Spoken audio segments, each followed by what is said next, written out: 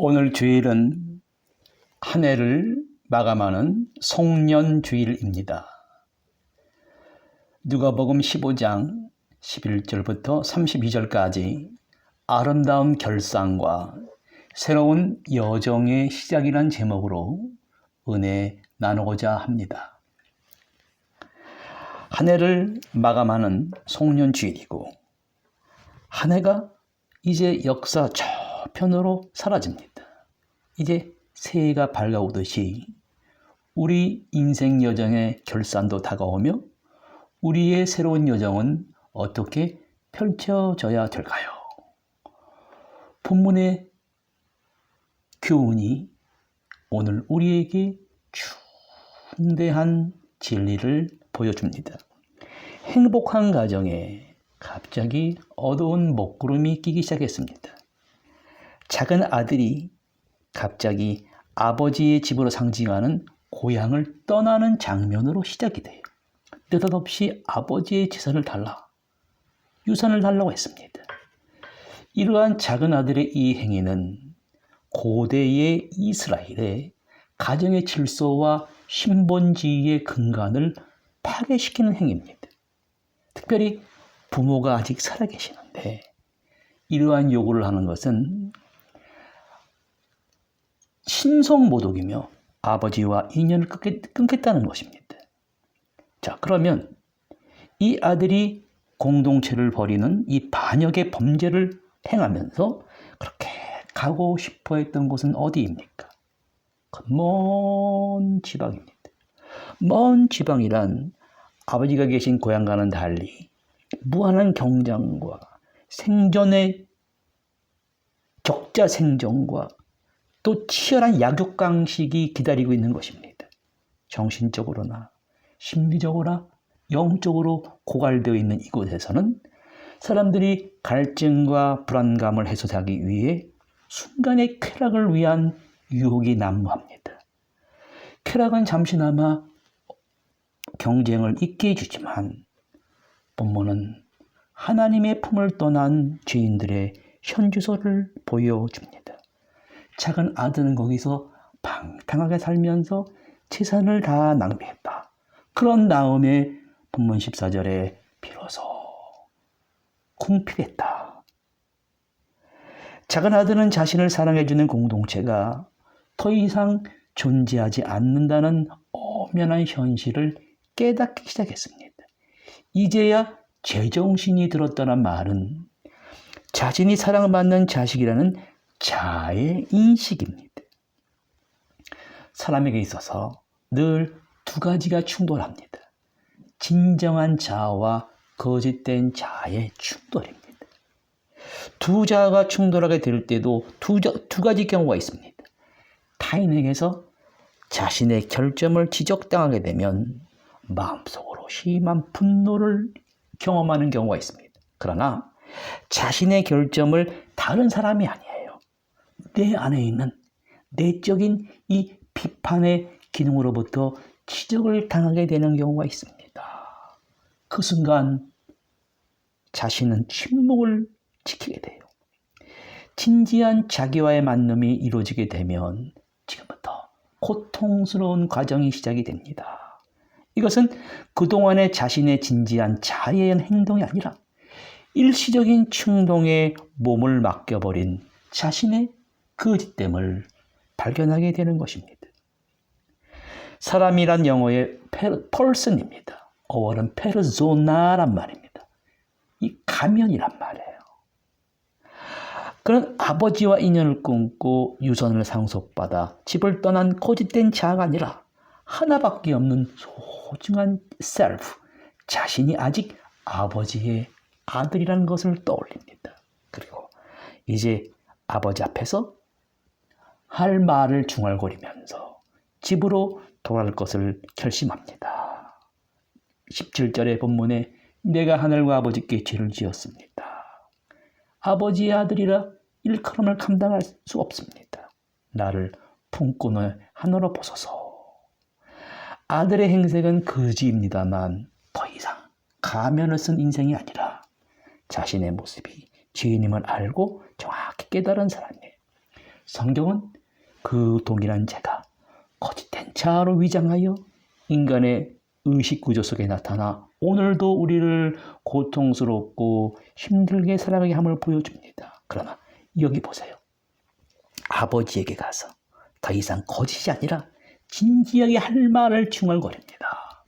바로 이 모습이 하나님 아버지를 떠난 죄인이 자신이 죄인됨을 깨닫고 아버지의 품으로 돌아오는 것입니다. 그런 아들에게 예상치 않은 문제가 발생했습니다. 아버지의 유산을 탕진하고 돌아오는 집 밖의 탕자와 아버지의 뜻을 따른다고 하지만 어떻게 보면 집 밖의 탕자보다도 더 위험한 자아를 가지고 있는 집 안의 형, 또 다른 탕자의 모습을 보여줍니다. 작은 아들이 일어나서 아버지를 깨러 팔건을 옮깁니다. 아버지를 보십시오. 아버지는 매일매일 아들이 돌아오기만 기다렸습니다. 시간이 얼마나 지난지 모르지만 그러던 어느 날 아버지는 저 멀리서 집으로 걸어오는 한 사람을 쳐다보게 됐습니다. 안 보이지만 그 작은 아들의 움직임을 감지하고 그에게 달려갔습니다. 작은 아들이었습니다. 목을 껴안고 입을 맞췄습니다. 아들은 아버지께 나는 아버지의 아들이라 일컬음을 감당치 못하겠습니다. 이 집 밖의 탕자는 더 이상 가면을 집어던지고 돌아와 이제나 저제나 기다리는 아버지의 품에 안기는 아름다운 장면을 보게 됩니다. 그러나 그의 형이나 종들의 얼굴의 모습은 달랐습니다. 그동안 형의 정신세계에 숨기고 있던 원래의 모습이 나타났습니다. 그 모습은 더욱 거짓된 자의 모습을 숨기고 있었던 것입니다. 숨기던 모습이 동생의 집에 돌아오므로 이렇게 나타났습니다. 먼저 그 종들이 큰 아들의 한 말을 들어보세요. 당신의 동생이 돌아왔으니 당신의 아버지가 건강한 그를 다시 맞아들이게 됨으로 인하여 살진 송아지를 잡았습니다. 여기서 아버지의 사랑과 용서는 상대방의 의나 자격과는 전혀 상관이 없습니다. 그 사랑은 내면에서 뿜어져 나오는 자연스러운 용기입니다. 집 밖의 탕자를 맞이하는 집안의 탕자인 형은 돌아온 작은 아들을 다시는 놓치지 않겠다는 아버지의 내면의 드러남을 잘못 해석하고 있습니다. 아버지는 돌아온 아들을 위해 잔치를 벌였어요. 여기 작은 아들이 정신세계에 나타난 진정을 보세요. 그 전에 아버지를 속이던 마음이 아닙니다. 아버지의 종으로 일하겠다고 합니다. 그런데 아버지의 반응은 단호합니다. 종들에게 명령합니다. 제일 좋은 옷을 입히라. 손에 가락지를 끼우라. 발에 신을 신기라. 살진 송아지를 잡아라. 이는 내 아들은 죽었다가 다시 살아났으며 내가 잃었다가 다시 얻었노라. 아버지의 이 새로운 행위를 통해 아들에게 새로운 정체성을 부여합니다. 새 옷을 입히고 손에 반지를 끼워주고 아버지 하나가 된다는 거예요. 새 신을 시킵니다. 아버지와 다시 계약을 체결하는 것입니다. 이제 옛 신을 벗어버리고 아버지가 주는 새 신을 신음으로 새로운 사람으로 완성되는 것입니다. 뿐만이 아니라 살진 송아지를 잡습니다. 그런데 이 돌아온 탕자를 맞이하는 형은 작은 아들을 어떻게 지켜보고 있습니까? 충돌이 일어나고 있습니다. 이 탕자의 비유는 누가복음 전장 18장에 등장하는 바리새인과 세리의 비유와 연결되어 있습니다. 바리새인들은 모두 자신이 의롭다고 확신하면서 남을 멸시하는 인간들입니다. 탕자의 기양에서 빚을 받아 부각된 인물은 바로 아버지와 큰 아들입니다. 이 큰 아들은 들에서 일을 하다가 돌아와 잔치하는 소리를 듣고 집안에서 일어난 사건을 알게 되었습니다. 잔치가 벌어지고 있는 집 가까이 도착한 아들은 너무너무 화가 나 집안에 들어가지 않습니다. 오히려 아버지는 밖으로 나와 아들을 뭐라고 합니까? 같이 들어가서 기쁨을 같이 하자고 했지만 큰아들은 아버지에게 이렇게 말합니다. 내가 여러 해 아버지의 명을 어김이 없거늘 내게는 염소 새끼라도 주고 나와 내 벗으로 즐기게 하신 일이 없습니다.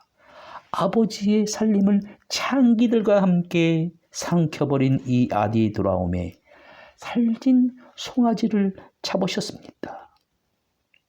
성경은 이 큰 아들의 이 어두운 마음, 정신세계를 바리새인으로 묘사하는 것입니다. 그러면 이 아들의 정신세계는 무엇이 심겨져 있습니까?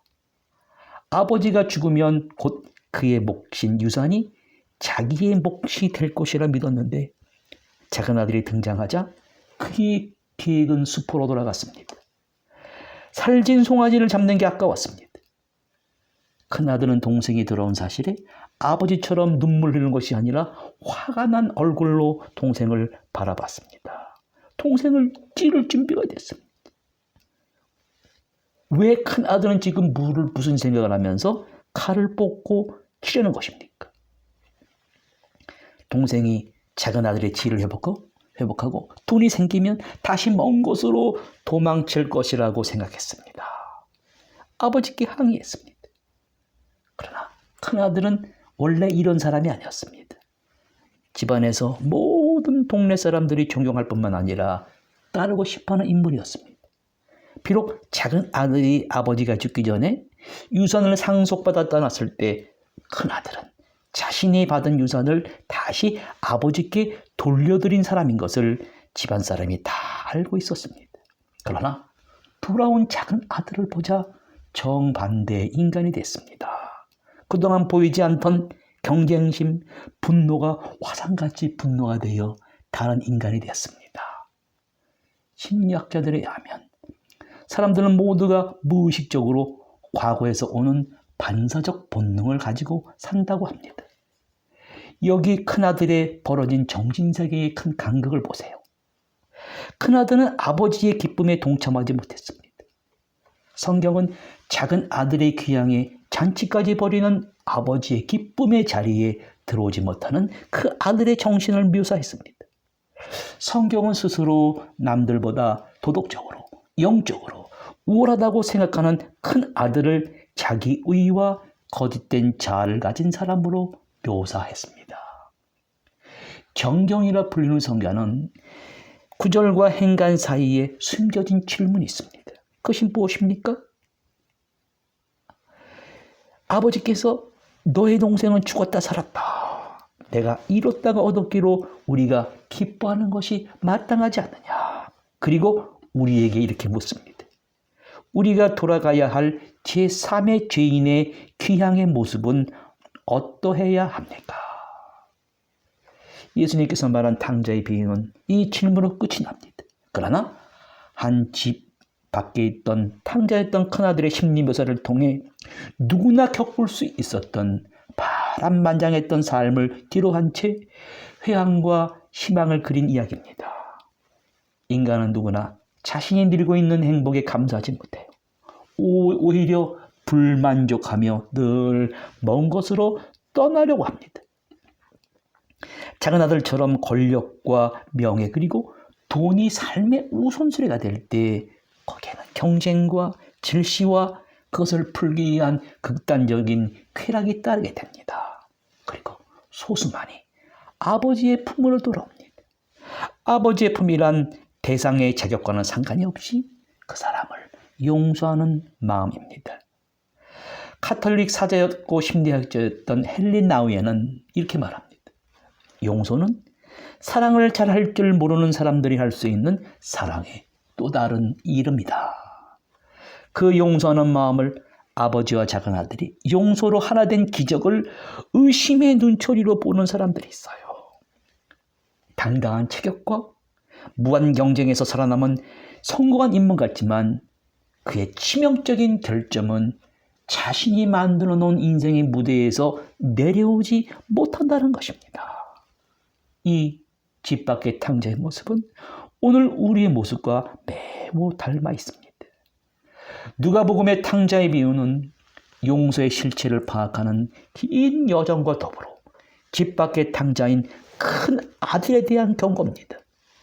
작은 아들의 죄사함의 받는 감격을 보고도 형도 같이 감격에 젖어야 됩니다. 그러나 형은 다른 사람들의 기쁨에 동참치 하지 못하는 인간이에요. 자신의 쌓아놓은 이기심과 질투와 분노라는 활활 타오르는 재단에서 희생된 인간입니다. 성경에 강조하는 교훈은 더 이상 스스로 타오르는 이기심의 분노와 화염에 휩싸여 죽어가는 인간을 그린 것이 아닙니다. 바로 집 나간 아들을 기다리는 아버지의 두 팔을 향해 다가가는 과정을 그린 것입니다. 그것은 구경꾼에서 주인공이 되는 일이었고 회개를 가르치는 자리가 아닌 회개하는 죄인의 자리에 서 있는 것이었으며 소중한 존재로 사랑받는 인간이 되는 과정이었다고 합니다. 집 밖의 탕자는 아버지의 품을 정확히 이해한 사람이었어요. 아버지의 품은 그토록 들어가기를 원하면서도 두려워서 차마 발을 들여놓지 못하는 자리였습니다. 그토록 간절히 열망하고 소원하고 갈구하던 그 모든 것들을 받아들일 수 있는 곳이었지만 한편으로 악착같이 붙들고 싶은 모든 것들을 놓아버려야 하는 자리였습니다. 탕자 비유 얘기를 듣는 모든 사람들은 제1의 탕자도 아니요, 제2의 탕자도 아니요, 제3의 탕자의 운명을 가진 사람들입니다. 탕자의 비유는 자신의 존재를 아버지에게 무릎을 꿇은 아들에게 초점을 맞춥니다. 또한 자신이 큰 아들과 같이 집안에 있으니 이미 탈선한 아들과 다르지 않다는 사실에 직면하게 됩니다. 결국 이 이야기는 제3의 탕자인 나를 아버지의 자리로, 용서하는 자리로 우리를 강력하게 밀어넣습니다. 결국 아버지는 내가 돌아가야 할 것이고 내 여정의 도착지이고 내 마지막 영혼의 안식처라고 합니다. 본문은 아버지가 집 밖의 탕자에게 했던 것처럼 우리도 이웃을 향해 두 손을 펼쳐서 용서와 사랑과 치유의 초청을 해야 한다고 권면합니다. 우리 모두 용서하는 사람이 되어야 됩니다. 용서하는 사람이 되기까지 제3의 탕자의 영적인 귀향은 끝나지 않습니다.